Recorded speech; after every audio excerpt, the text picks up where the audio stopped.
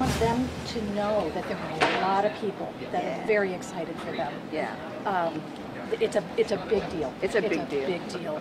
An historic day in the United States, a day same-sex couples have been waiting for, some for decades. This morning at 9:01, the Supreme Court declared every state must recognize same-sex marriages. It did not take long for couples to make their way to the Douglas County Courthouse.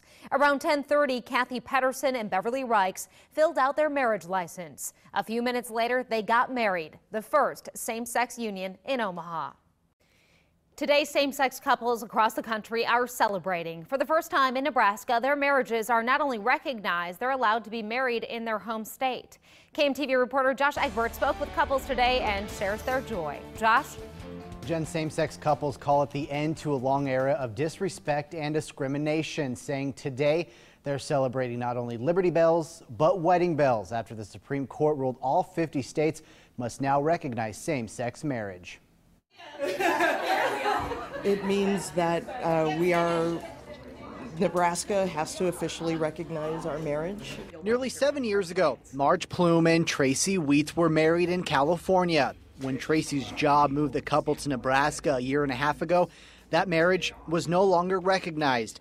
That is, until this morning. We get to feel like full participants in our new home here in Nebraska. The couple was all smiles this morning after the U.S. Supreme Court ruled same-sex couples have the right to marry. Today is a huge step forward in just being recognized as equal. For Sally and Susan Waters, who last year sued to get the state to recognize their marriage, say they were prepared for the worst, but hoping for the best. I was a little shocked, and I kept looking at it saying, I think we won.